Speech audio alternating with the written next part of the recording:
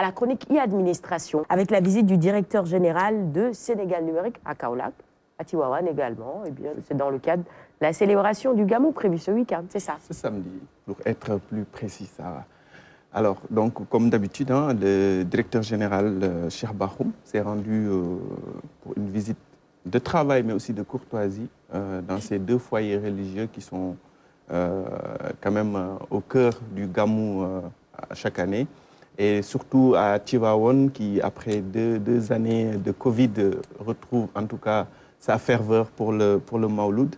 Donc, nous y étions hier dans la journée. Donc, c'était une journée marathon et le DG est allé à Kaolack pour voir d'abord le khalife général des Niassènes et également pour visiter les chantiers de Safe City parce que Kaolack aussi est une ville qui est concernée par le dispositif Safe City. Donc, et en plus des caméras de surveillance, il y a même un centre de commandement qui est mis à la disposition des forces de défense et de sécurité au niveau du commissariat central de Kaolack. Donc, il est passé également par là-bas. Et après cette visite, il a également rallié Tivaouane, où c'est plutôt un dispositif Wi-Fi qui est mis en place dans les lieux les plus en vue pendant le Gamou. Et également, un don de matériel a été fait au comité d'organisation qui s'appelle COSCAS, comité d'organisation au service du Khalife Ababacar Sy.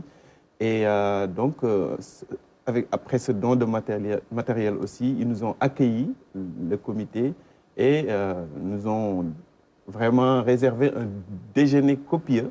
Donc, je ne sais pas si c'est... Je ne sais pas si c'est un détail important. C'est important. C'est important hein, de le souligner.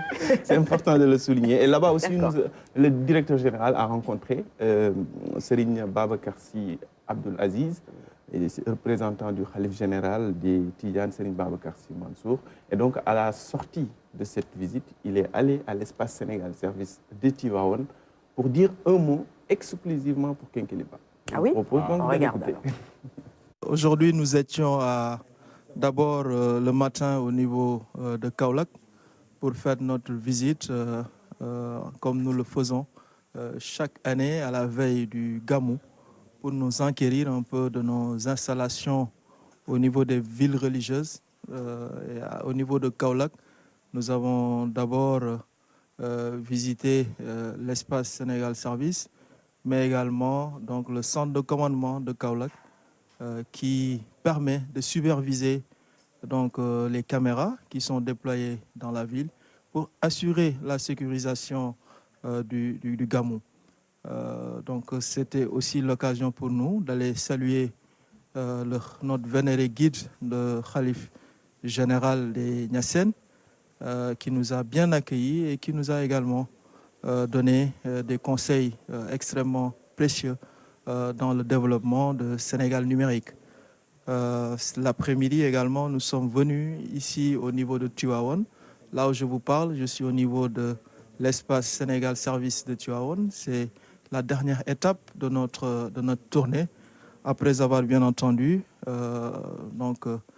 salué donc, le porte-parole du khalife général des Tidjanes qui nous a bien reçus au nom du khalife général des Tidjanes, qui a également échangé avec nous sur les enjeux de la ville de Tivaouane, mais aussi nous en avons profité pour dire en tout cas l'accompagnement que nous faisons pour le compte du Gamou ici à Tivaouane, donc avec le Wi-Fi public que nous déployons dans les espaces publics ici au niveau de la commune pour permettre aux pèlerins de pouvoir se connecter gratuitement durant le Gamou. Donc voilà, entre autres, quelques réalisations que nous avons pu visiter durant cette journée.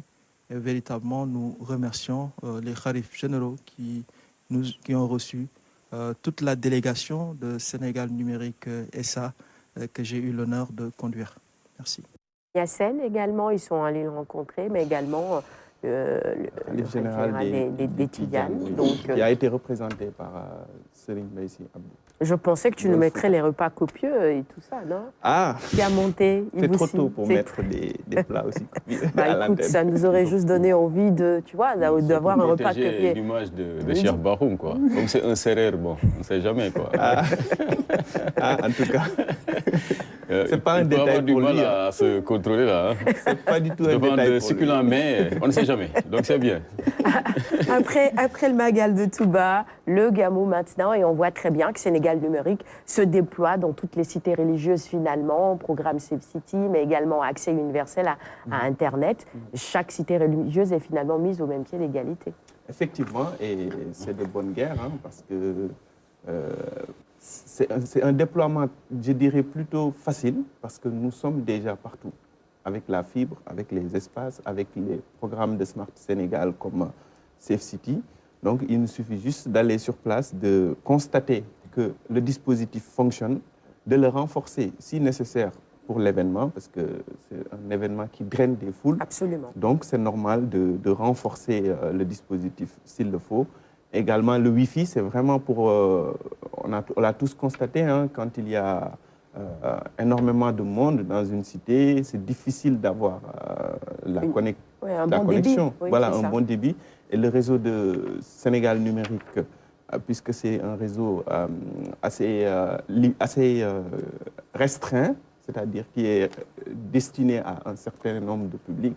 Donc nous n'avons pas ce problème. Donc le Wi-Fi de Sénégal numérique est disponible au niveau des places et des espaces où les gens se rassemblent le plus et avec un bon débit. Ce dispositif, il n'est pas seulement revu en détail à la veille des événements. Vous le faites assez régulièrement. On n'attend pas le Gamou, on n'attend pas le Magal pour pouvoir revisiter ce dispositif et le mettre à jour, j'imagine. Tout à fait, parce que Safe City, c'est pour tous les jours. C'est pour 24 heures sur 24 et 365 jours sur 365. Donc, c'est un dispositif qui est disponible dans un certain nombre de villes, les villes les plus stratégiques du pays. C'est pareil aussi pour le Wi-Fi public. Certaines places publiques, par exemple, si vous allez à Kaolack, à l'hôpital régional, au niveau de la place Cœur de Ville, et dans d'autres espaces, vous avez le Wi-Fi public en permanence. Et donc, c'est un dispositif qu'on renforce pendant ces événements pour permettre aux pèlerins de pouvoir en profiter au maximum. Puisque tu cites certaines localités, ça me permet de parler de géolocalisation également. Ça aussi, ça marche parce qu'on a un accès à Internet. Et c'est important de plus en plus pour les routiers de pouvoir accéder à cela. La géolocalisation, ça vous aide beaucoup aujourd'hui dans vos missions? Oui, la géolocalisation nous aide beaucoup dans nos missions. Cela nous permet de savoir à temps réel où se trouve exactement l'outil de travail qui est le camion. Également, ça peut sécuriser au cas où c'est garé quelque part et que d'autres personnes ont de mauvaises intentions. Voilà, ça aide beaucoup. Surtout, on doit pouvoir utiliser le numérique pour des fins utiles. Comme on dit souvent, l'Internet utile. Dans ce cas de figure. Amdi Samb, vous, je pense qu'au quotidien, hein, ouais. Nous, on est un peu en avant, c'est normal, parce que la géolocalisation, maintenant, c'est pas seulement l'appareil qu'utilise le transporteur, mais c'est réglementé au niveau européen sur les chronotachygraphes récemment 4.0, qui sont toujours géolocalisés. Et si tu passes une frontière à une autre, c'est signalé automatiquement au niveau de l'employeur et au niveau des services de l'ordre aussi. Ils peuvent te contrôler à distance, être derrière toi, faire ces contrôles des temps de conduite et de repos qu'a effectué le chauffeur. Si c'est le cas de l'infraction, il l'arrête et il le verbalise. Donc, c'est autre chose, mais je trouve que c'est vraiment quelque chose d'intéressant. On félicite vraiment M. Hassan sur ce qu'il vient d'expliquer. Je crois qu'on pourrait copier ce modèle-là aussi pour nos routiers. Et ça les obligerait à se reposer lorsqu'ils sont obligés de faire de longues distances. Ça réduirait peut-être également tous les accidents. Comme ça, il serait contrôlé à distance. C'est ça, contrôlé à distance. Ça il aussi, le veuille ça ou non, il serait obligé de respecter donc ces moments de repos. Cela peut aider à réduire le nombre d'accidents qu'on est en train de rencontrer quotidiennement, parce que tout simplement, la plupart du temps, les chauffeurs du Sénégal ont un temps de travail illimité, temps de conduite illimité. C'est ça. Vous voyez par exemple l'événement du Gambou. Tout récemment, nous avons dépassé l'événement du Grand Magal de Touba. Il y a des chauffeurs qui vous disent que dans la journée, j'ai pu faire 4 allers et retours. Ça, c'est inadmissible. Ils exposent leur vie, ils exposent la vie d'autrui. Exactement. Et sur ce camp, par exemple, si on va le légiférer là-dessus, vraiment, je pense très bien qu'on pourra les contrôler et si toutefois ils arrivent à dépasser, on va les verbaliser. Exactement. Et sur ce, tout le monde y gagnera. C'est ça. Ouais. Parce que aller à Touba, Dakar-Touba, Dakar-Touba, 4 fois dans la même journée, il faut le faire. Hein. Ils doivent être complètement fatigués en fin de journée. Oui, je reviens juste encore derrière en parlant de légiférer, hein, parce que ce n'est pas du jour au lendemain qu'on peut instaurer ce qu'on vient de raconter de l'Europe vers le Sénégal, mais on peut commencer d'en bas pour y arriver, parce que c'est eux qui l'ont instauré au niveau européen. C'est cette réglementation 561 qui date de 2006, qui a harmonisé tous les pays européens sur les temps de conduite et de repos des chauffeurs routiers. Tu n'as pas de problème quand tu pars de l'Italie vers l'Angleterre, que tu dois faire la Suisse, la Belgique, la France. Tu es calme parce que tu as une loi que tu dois respecter, surtout l'itinéraire. Et tu sais que tu es contrôlé et surveillé, à distance aussi. Ça devrait donner des idées aux responsables de l'UEMOA, hein, parce que par exemple, on prend le corridor Dakar-Bamako, c'est aujourd'hui l'un des axes les plus accidentogènes du Sénégal, même de la sous-région. Et souvent, les accidents n'impliquent pas que des chauffeurs sénégalais. Il y a aussi d'autres nationalités qui sont aussi pointées du doigt. Et je pense que ce serait bien qu'on puisse harmoniser aussi nos différentes législations pour une meilleure sécurité routière. Je pense que cela, véritablement, c'est une idée bien pertinente qu'on pourrait bien se l'approprier. C'est ça, d'autant que le numérique, ce qui est bien, c'est qu'on peut profiter du niveau des autres et puis, comment on dit ça, il n'y a pas un vrai gap en réalité. C'est-à-dire que s'ils sont à 10, on peut tout de suite commencer à 10, nous autres, et puis avancer. On n'a pas encore légiféré là-dessus ici au Sénégal, mais par exemple, vous utilisez une application de géolocalisation ou de trajet comme Waze, par exemple. Vous prenez votre téléphone pendant que vous conduisez, l'application vous alerte tout de suite pour vous dire que vous ne devez pas utiliser votre téléphone avec cette vitesse. C'est ça. Et si vous dépassez aussi la vitesse qui est recommandée, l'application vous le signale. Et donc, je pense qu'avec la technologie, on a déjà fait un grand pas et qu'il suffit juste, comme l'a dit Alioune Badara et les invités, il faut juste passer à la loi. C'est ça, tout à fait. Deuxième sujet, très rapidement, on a encore 2 petites minutes. On va suivre ce reportage de Awan Ndiaye, c'est ça, pour parler de la rentrée numérique de Gaïndé 2000. Effectivement, donc c'est la rentrée numérique de Gaïndé 2000, c'était la semaine dernière, et donc tout l'écosystème du numérique au Sénégal s'était retrouvé donc pour réfléchir sur les enjeux de ce secteur transversal et stratégique. Je vous propose d'écouter donc ce reportage.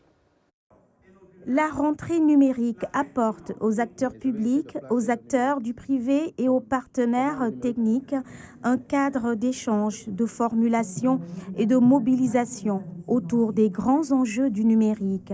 L'édition 2022 a permis à Gaïndé 2000 de se mobiliser avec ses partenaires pour redynamiser l'économie numérique. Vous savez, le numérique, souvent, il est considéré comme un élément sectoriel, alors qu'aujourd'hui, c'est un élément à la fois stratégique, mais transversal. Ça veut dire qu'il faut qu'il y ait une impulsion numérique dans tous les domaines de la vie économique et sociale, et que cette impulsion numérique doit aussi être bâtie autour d'une stratégie cohérente pour que nous puissions avoir tous les résultats que nous escomptons, aussi bien sur le plan social que sur le plan économique. Donc c'est pour vraiment mettre en avant cette exigence. La rentrée numérique s'est déroulée sous forme de plénières et d'ateliers. La FinTech, l'agritech, le e-commerce, les solutions makers ont été les principaux thèmes traités. Les startups ont fait des présentations, les échanges ont été fructueux.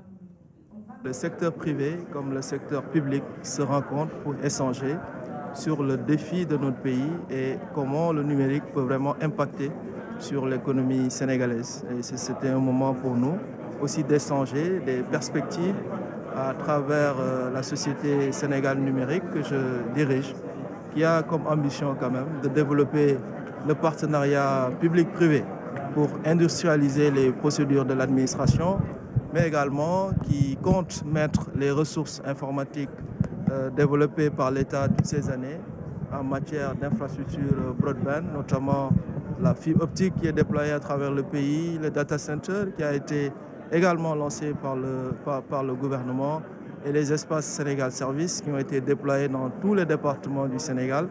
Accéder au financement, accéder aux marchés, que ce soit les marchés publics, les marchés de contenu local, accéder à l'export. L'ensemble de ces questions passe par des solutions numériques. D'abord, faire en sorte de mieux se connaître pour les entreprises et s'évaluer. Se comparer, c'est qui permet de donner des éléments d'appréciation sur le risque, sur la performance des entreprises et être en capacité d'être en lien avec les services ou fournis par les institutions financières, par les marchés, par les donneurs d'ordre. La rentrée numérique n'est pas seulement un diagnostic ou un inventaire, elle se veut être une plateforme d'impulsion et d'accélération du mouvement de transformation digitale. Cet événement va permettre une dynamisation de la collaboration entre le secteur public et le secteur privé. Belle initiative. Dans tous les cas, on le sait, on est dans le 2.0, on ne peut plus y échapper maintenant. Il faut savoir profiter de ses avantages, tout simplement. Exactement. Et quand je parlais de transversalité tout à l'heure, donc vous avez vu le directeur général de l'ADPME, Idrissa Diabira, qui s'est prononcé également sur l'importance du numérique pour, en tout cas, renforcer les startups et également injecter du numérique dans toute l'économie nationale.